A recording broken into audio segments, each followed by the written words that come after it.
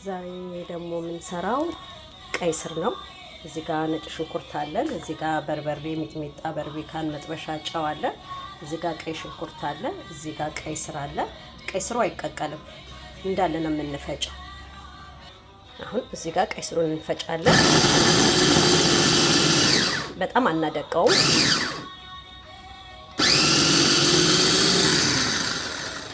አሁን በመጀመሪያ የምናደርገው ዘይት ነው። ዘይቱ እስከሚቀላ ድረስ እንጠብቃለን። እስከሚፈላ ድረስ እንጠብቀዋለን። ይሄው አሁን ተፈጭቶ እንደዚህ ነው የተፈጨው። አሁን ቀጥታ የምንጠቀመው ለዘይቱ እየፈላ ነው። ሽንኩርት ነው የምናደርገው።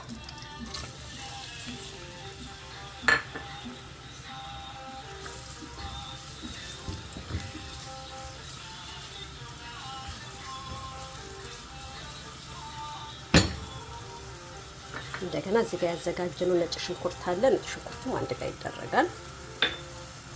ቀይ ስር በጣም ቀላል ነው። ይሄ መቀቀል የለም። በፊት ተቀቅሎ ተደቆ ተፈጭቶ ነው።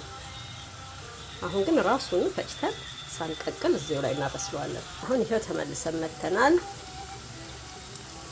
ሽንኩርታችን እየቀላ ነው። አሁን እዚህ የምናደርገው ሽንኩርቱ ላይ ሚጥሚጣ አለኝ፣ በርበሬ አለኝ፣ በርቢካን አለ፣ ጨው አለ፣ መጥበሻ አለ። በርበሬ ግን በጣም ነው የሚያስፈልገው፣ ምክንያቱም እንትን ስኳር እንዳይል የግድ ነው በርበሬ። በቃ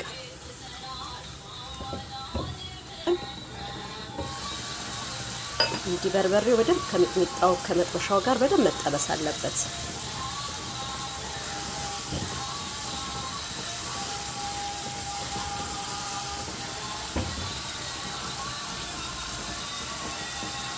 አሁን እንደዚህ በደንብ ከጠበስነው በኋላ የምናረገው የከተፍነውን የፈጨነውን ቀይ ስር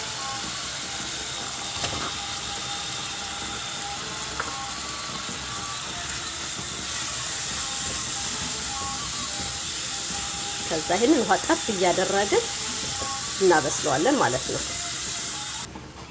ያው እንደዚህ በደንብ እያቀላቀል ነው።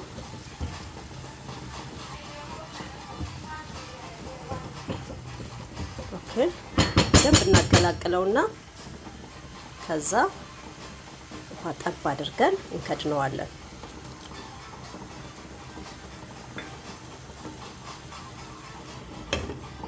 ውሃውን ሲመጥ ጠብ እያደረግን እስከሚበስል ድረስ በትንሹ እሳቱን ቀንሰን እናበስላለን። አሁን ከቆይታ በኋላ ውሃ ጠብ እያደረግን በደንብ አበሰል ነው። ያስታውቃል አበሳሰሉ ራሱ። ከዚህ በኋላ የሚቀረው ምንድነው? ቃሪያ።